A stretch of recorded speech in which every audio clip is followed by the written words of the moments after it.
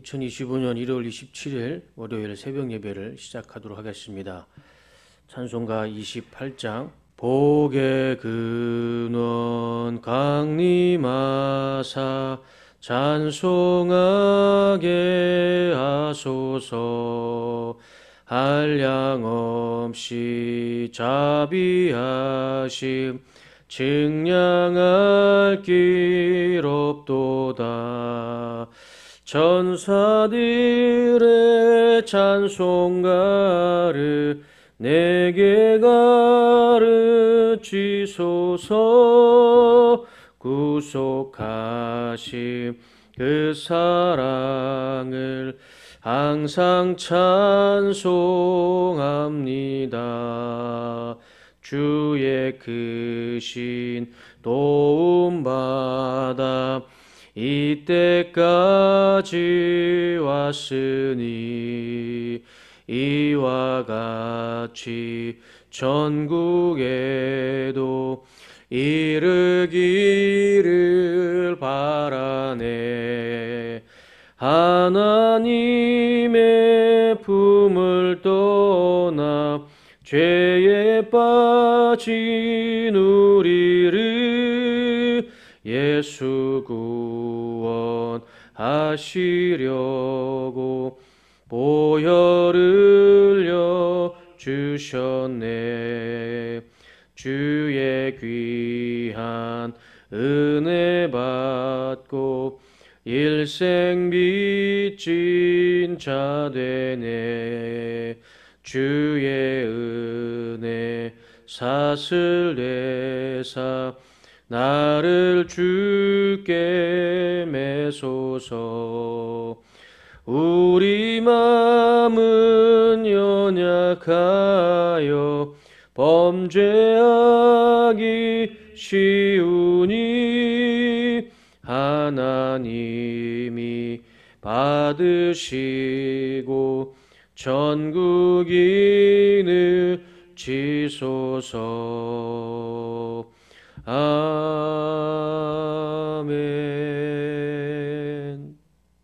성경 말씀은 누가복음 17장 15절에서 19절 말씀입니다. 누가복음 17장 15절에서 19절. 제가 대신 읽겠습니다. 그 중에 한 사람이 자기가 낳은 것을 보고 큰 소리로 하나님께 영광을 돌리며 돌아와 예수의 발 아래에 엎드려 감사하니 그는 사마리아 사람이라. 예수께서 대답하여 이르시되 10사람이 다 깨끗함을 받지 아니하였느냐? 그 9은 어디 있느냐? 이 이방인 외에는 하나님께 영광을 돌리러 돌아온 자가 없느니라 하시고 그에게 이르시되 일어나 가라. 내 믿음이 너를 구원하였느니라 하시더라. 아멘. 탈무드에 보면 이런 말씀이 나옵니다. 세상에서 가장 현명한 사람은 항상 배우는 사람이요. 세상에서 가장 강한 사람은 자기를 이기는 사람이고 세상에서 가장 행복한 사람은 모든 일에 감사하는 사람이다. 라는 말이 나옵니다. 이 탈무드의 말이 맞는 것 같습니다. 사람이 감사하지 못하면 그 어디에도 행복은 없고 불만과 불평만 있게 되는 것입니다. 고린도전서 1장 4절 말씀에 그리스도 예수 안에서 너희에게 주신 하나님의 은혜로 말미암아 내가 너희를 위하여 항상 하나님께 감사하노니. 바울은 고린도 교회 성도들을 생각하며 항상 하나님께 감사한다라고 고백을 하고 있습니다. 데살로니가전서 5장 18절 범사에 감사하라. 이것이 그리스도 예수 안에서 너희를 향하신 하나님의 뜻이니라 말씀합니다. 항상 감사하는 것, 범사에 감사하는 것, 그것이 하나님의 뜻이다라고 말씀하십니다. 우리가 하나님의 뜻을 이루기 위해서는 한 가지입니다. 감사로 하루하루를 살아갈 때에 우리는 하나님의 뜻을 이루는 삶을 살아갈 수가 있을 것입니다. 특별히 설 명절이 다가옵니다. 구정으로 새롭게 시작하는 2025년 이 새해에 시작을 감사로 시작하고 감사로 2025년을 생활하고 감사로 2025년을 마무리하는 한 해가 되실 때에 올 한 해 하나님의 뜻을 이루는 감사한 한 해가 될 줄로 믿습니다. 2020년 출판한 감사라는 책이 있습니다. 이 책은 이찬수 목사님이 출판한 책인데 그 책 가운데 이런 이야기가 있습니다. 미국 노스캐롤라이나주에 있는 어느 교회에 전광 목사님이라는 분이 청빙을 받습니다. 그래서 교회에 부임을 하는데 그 교회에는 왕언이라는 권사님이 한 분이 계셨습니다. 이름처럼 교회의 모든 대소사는 이 왕언이라 불리는 권사님을 통해서 이 교회의 모든 일이 진행이 됐습니다. 게다가 이 왕언이라는 권사님은 지금까지 담임 목사님을 3명이나 내쫓는 전력이 있는 분이었습니다. 이 새로 부임한 전광 목사님도 이 왕언니 때문에 목회가 힘들고 너무 힘들어서 괴로워서 잠도 못 자고 때로는 가위에 눌리고 마음이 불편해서 도저히 목회를 할 수가 없었습니다. 그래서 목사님도 이 교회를 떠나야겠다라는 생각을 가지고 있을 때 아니나 다를까 이 왕언니라는 권사님이 전광 목사님에게 교회를 사임하라 라고 이야기를 하게 됩니다. 그런데 전광 목사님은 바로 교회를 사임하지 않았습니다. 3일 동안 금식하며 하나님의 뜻을 찾기 시작했습니다. 3일 동안 금식하며 하나님의 뜻을 구할 때에 하나님께서 이 전광 목사님에게 이런 음성을 주십니다. 너는 왜 일방적으로 미워만 하고 감사할 줄은 모르느냐? 지금까지 모든 문제는 이 권사님에게만 있다고 생각을 했습니다. 사실은 자기 안에 미움과 감사가 없는 목회를 하고 있다는 것을 깨닫지 못했던 것입니다. 하나님은 그것을 깨닫게 해주셨습니다. 그래서 다시 한번 목사님의 마음과 생각을 바꿔서 이 왕언이라는 권사님을 생각하면서 감사한 점을 찾기 시작했습니다. 3시간 정도 끙끙거리면서 감사를 찾았는데 50가지밖에 생각이 나지 않았습니다. 사실 50가지라도 많이 생각한 것이죠. 그런데 50가지를 쓰면서 억지로 감사를 찾았기 때문에 이 목사님은 어떤 감흥도 없었습니다. 그래서 그 자리에서 그 감사한 쪽지를 찢어버리려고 하는 순간에 이런 마음이 드는 것입니다. 이왕 시작한 거 100가지를 한번 채워보자. 그래서 다시 한번 50가지를 더 생각을 해서 새벽이 되도록 100가지 감사한 제목을 찾게 됩니다. 그렇게 왕언니를 생각하면서 감사한 점 100가지를 생각했을 때 목사님 마음 가운데 드는 생각이 이 권사님도 나름 괜찮은 면이 있는데 내가 왜 이렇게 권사님을 미워했을까? 그런 생각이 드는 것입니다. 그래서 그 종이를 편지로 옮겨 적어서 새벽에 권사님 집에 앞에 있는 우체통에 놓고 돌아오게 됩니다. 3일 동안 권사님에게는 아무 연락이 없었습니다. 그리고 그 주일 예배를 시작하기 위해 성도님들을 교회 앞에서 맞이하고 있을 때 저 앞에서 권사님이 2팔을 벌리며 목사님에게 달려오는 것입니다. 그리고 목사님을 끌어안고 울면서 이렇게 이야기를 합니다.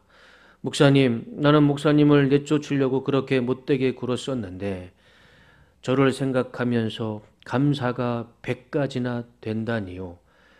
그날 아침 목사님의 편지를 읽고 난 후 눈물이 나서 저는 운전도 제대로 하지 못했습니다. 결국 이 권사님과 목사님은 화해를 하게 됩니다. 그날 아침에 썼던 100가지 감사가 기적을 만들었던 것입니다. 어느 날 예수님께서 예루살렘으로 가시는 길에 10명의 나병 환자들이 예수님에게 자신의 병을 고쳐달라고 외칩니다. 그래서 예수님은 제사장들에게 너의 몸을 보여줘라 말씀하십니다. 그래서 이 10명의 나병 환자들이 제사장들을 찾아가는 길에 모두 나병이 치유가 됩니다. 그들은 모두 신이 나서 자신의 집으로 돌아갑니다. 그런데 그 중에 한 명만이 예수님께 돌아와 엎드려 감사를 드립니다. 그때 예수님께서 이 사람에게 하신 말씀이 19절의 말씀입니다. 그에게 이르시되 일어나 가라, 내 믿음이 너를 구원하였느니라. 10명 중에 한 사람만이 구원을 받게 됩니다. 나머지 9명은 육신의 치유와 회복은 입었을진 모르지만 그 9명의 영혼은 여전히 나병 환자로 살아갈 뿐이었습니다. 그런데 예수님께서 돌아온 이 한 사람에게 가장 먼저 한 것을 우리는 주목해야 됩니다. 16절, 예수의 발 아래에 엎드려 감사하니 그는 사마리아 사람이라. 예수님께 돌아와 감사하며 그분의 발 앞에 엎드렸을 때 예수님은 이 한 사람의 육신도 치유해 주셨고 영혼도 구원해 주셨습니다. 감사할 줄 아는 것이 믿음이고 감사하는 것이 믿음입니다. 감사하는 자에게 예수님은 육신의 치유뿐만 아니라 영혼의 구원도 주님께서는 허락하십니다.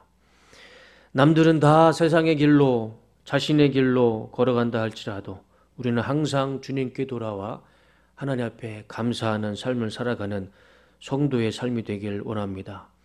하나님께 감사로 살아갈 때 우리의 삶 가운데 기적은 일어날 것입니다. 하나님께 감사로 살아갈 때 우리 삶 가운데 구원의 은혜와 구원의 축복은 임할 줄로 믿습니다. 오늘 하루 또 한 주간 시작되는 이번 한 주간 그리고 구정으로 시작하는 2025년 한 해 모두 하나님께 감사로 하나님의 뜻을 이루고 하나님 앞에 큰 영광 올려드리는 한 해가 되시기를 주님의 이름으로 축복합니다. 기도하겠습니다. 하나님, 주님께 감사하며 살길 원합니다.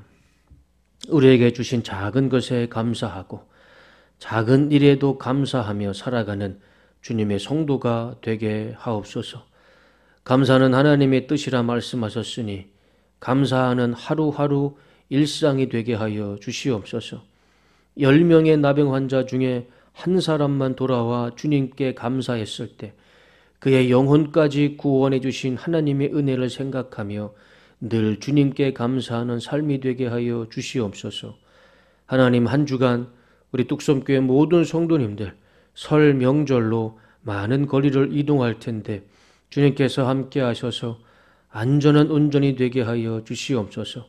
명절에 가족들과 함께 행복한 시간이 되게 하여 주시옵소서. 오늘 하루 함께 하실 하나님의 은혜에 감사드리며 예수님의 이름으로 기도드립니다. 아멘.